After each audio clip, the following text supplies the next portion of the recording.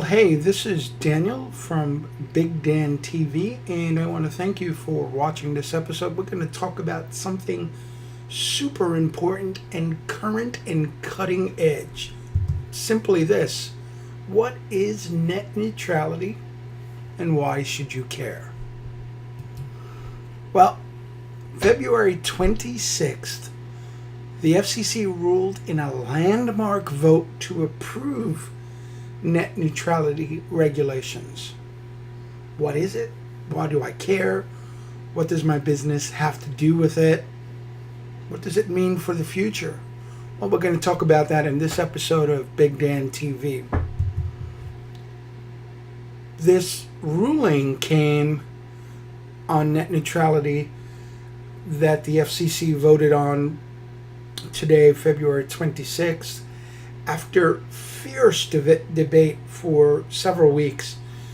And President Obama got involved in this, and there was discussion on both sides of the fence, both for net neutrality and against net neutrality. It was the subject of very intense and much heated debate on this.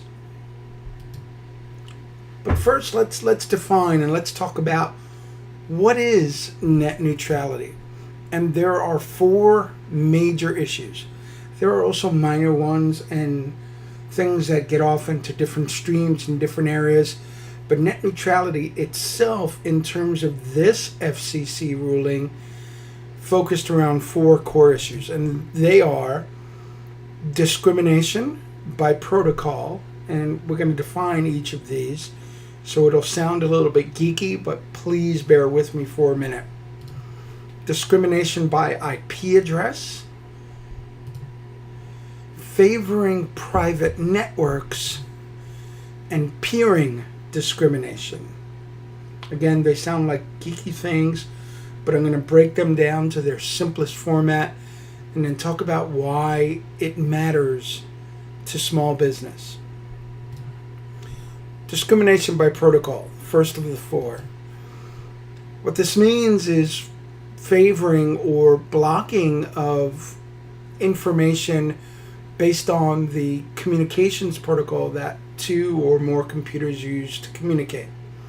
And in its simplest sense, what that means is if computer A wanted to share information with computer B, but not computer C, it might share it in a way that only computer B could receive and recognize, but computer C would not understand.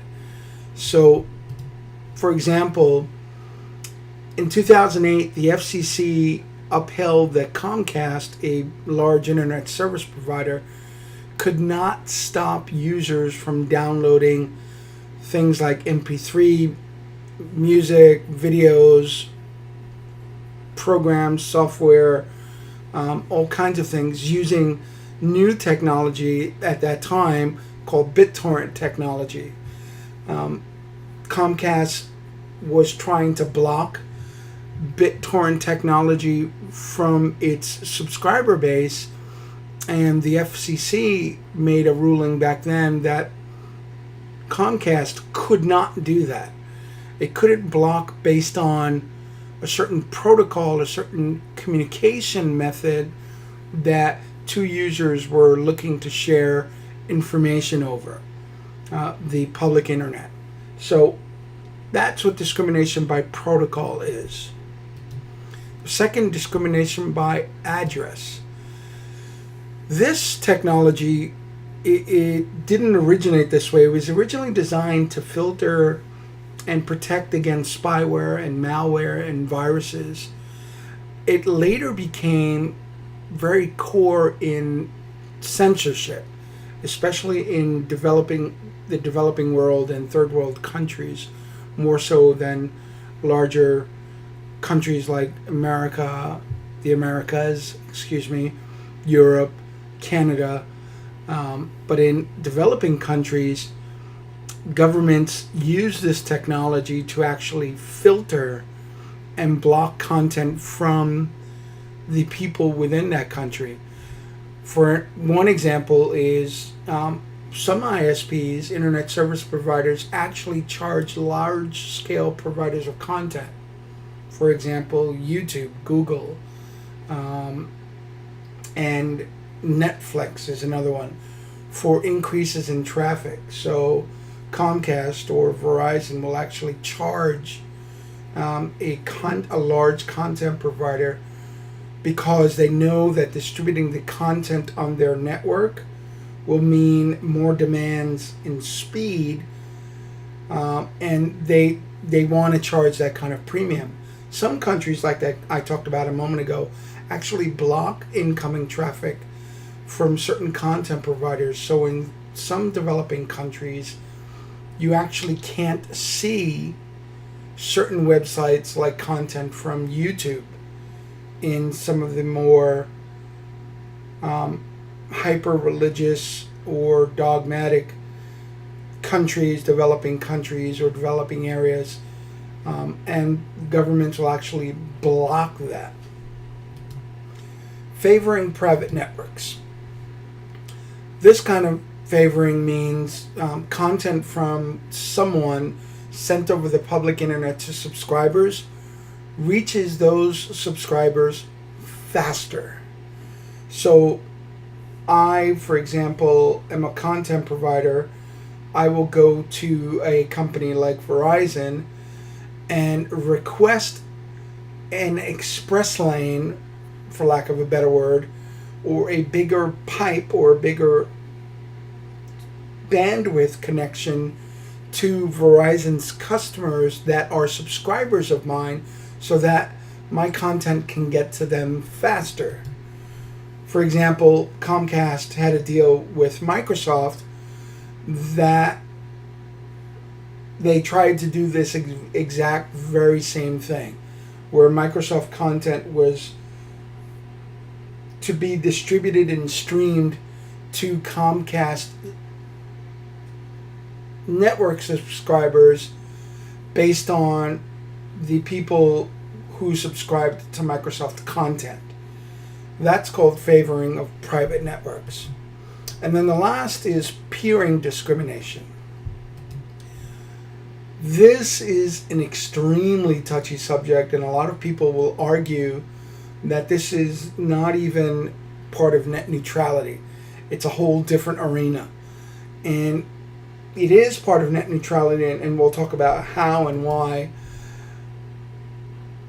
Case in point, in the beginning of 2014, Netflix arranged with a deal to provide a better quality stream of its video services with Comcast for its own Netflix subscribers. Deal got reached, signed, and actually began to happen. Verizon wanted a similar deal for its DSL customers, but Netflix kind of hedged and didn't really want to do it. It became a public, all-out debate and argument and finger-pointing that got really nasty, which ended up in Netflix getting banned from actually doing this and providing this. So, peering discrimination, while similar to some of the other things we talked about, is different in that two similar types of service providers, one gets favored versus another. And it gets very touchy about how that's allowed, how it's not. Isn't it up to the original two parties to agree on this or not? And it does fall under net neutrality in that the subscribers, the end users, the people who want to watch Netflix, for example, are they paying more to watch it on Comcast than they are on Verizon, for example? So that's what peering discrimination is. What's the opposition? This sounds all great that we want to monitor and regulate this, but what's the deal? What's the opposition? Well, ISPs and large content providers, they want to charge a tiered payment, sort of like a toll road, to get preferred access to their content. people like Netflix and YouTube Premium and other big content providers push out a lot of bandwidth for their content, especially if they put out a lot of content. Hulu Premium is another one that comes to mind. And they want to charge content providers a fee for this, so that their subscribers who are on these networks will get faster access, better, a higher quality of video content, for example, and or faster access to it than someone else will. So ISPs and large content providers want to charge that kind of fee, those kind of monies, to help offset their costs of producing content. Well, what was the FCC ruling today? What did the FCC decide? ISPs cannot charge websites for faster delivery of data. As I just mentioned, that would have meant, if that had been allowed to continue, that end consumers, people who watch and receive the content, would end up paying more. And ISPs cannot charge for this faster delivery of data. That is now a ruling. Content cannot be blocked. Some content providers and ISPs would actually block content if you didn't subscribe to their faster bandwidth tunnels or lanes. That kind of content blocking is not going to be allowed anymore. Equal access for all users. And this gets into a very big deal. And this especially, where, for instance, just recently, the Oscars were on television, and the only way that you could see it online is if your subscriber that you paid access to monthly for part of your home television service, your cable television service, allowed you access to that content. No one else was allowed to see it online. This addresses that issue, and it remains to be seen in the upcoming months and years how this is going to get handled with very large events. For instance, the Oscars, the Grammy Awards in the United States, the Super Bowl, the World Series, all of those kinds of things. So this now addresses equal access for all users, irrespective of whether you're a paying subscriber of a premium service or not. That's a pretty big deal. And then lastly, net neutrality, the ruling classifies the internet as a public utility, similar to gas, similar to electric, similar to mobile phones. It's now a public utility. There is some concern on some people's part that means the government will have some reach in the management of the internet. Frankly, that is less of a concern for me, because the internet is a global thing. There's no one place to squeeze or stop or quench or pigeonhole the stream of it. So I'm less concerned about the government control, the big brother control of the internet, as I am for other areas. But this does mean that there's oversight and management and accountability for this being classified, the internet, as a public utility. Here's the bottom line. Why should I as a business care? Why do I care? What does this matter to me? This sounds all good and wonderful.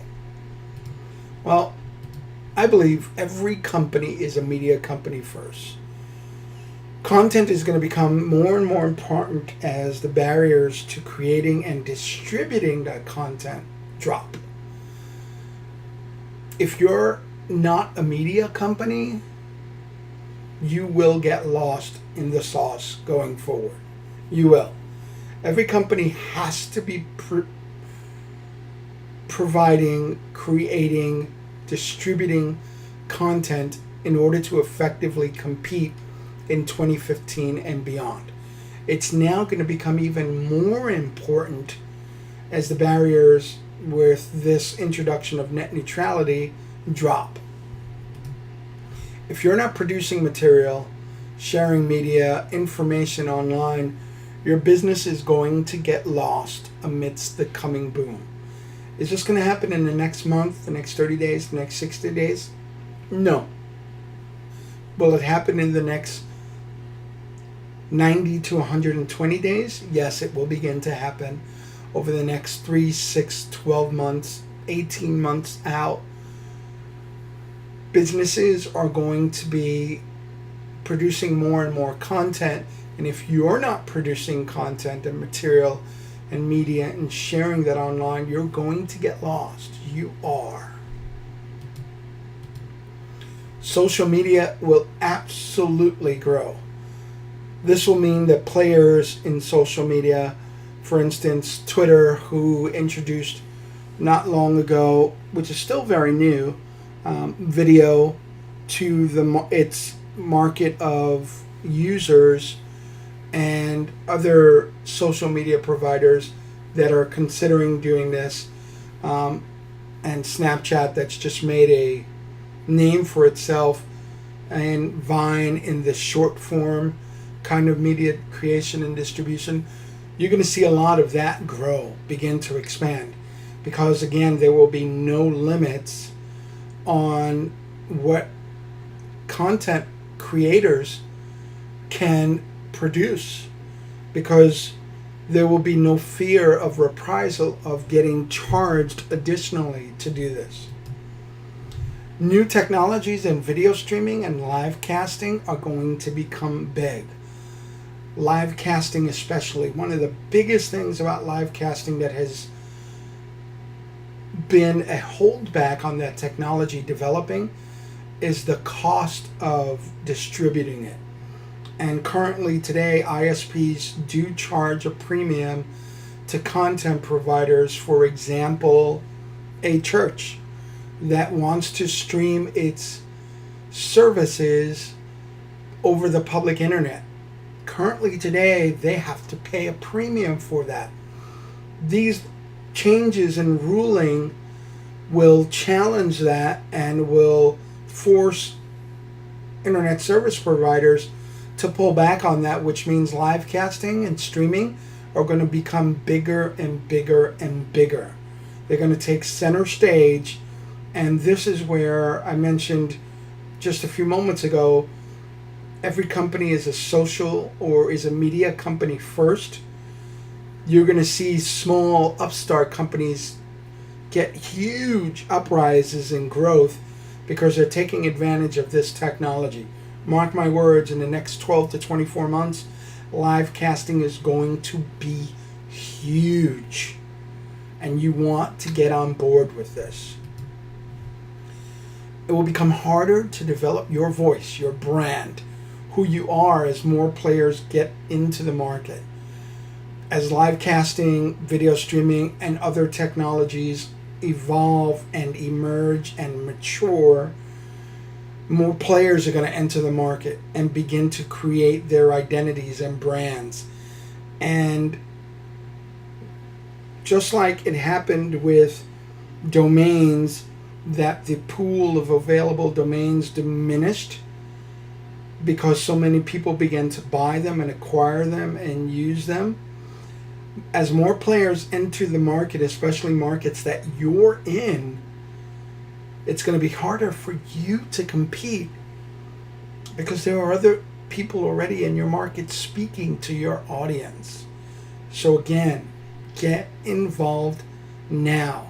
This ruling in net neutrality is a big deal for you. It really is, because it becomes a knocking down of the barriers to entry, pushing those barriers aside and saying, hey, I can create more content, bigger content, And it's easier and will become easier for the next 12 to 24 months to distribute that content and brand myself. After that, it's going to be extremely difficult and competitive. Net Neutrality 2015, it is a big deal. Get on board with this. Become a part of this. Use this now to your advantage to compete on the public internet, the global economy, and let people know what you're doing, why you're better, and why you are the obvious choice for them to do business with. This is Daniel from BigDanMedia.com. My Twitter channel is BigDanMedia. You can also find me on Facebook at BigDanMedia, as well as on Instagram at BigDanMedia. Like this video, share it with your friends and associates. I want to thank you for watching another episode of BigDanTV. I look forward to talking to you soon. Bye now.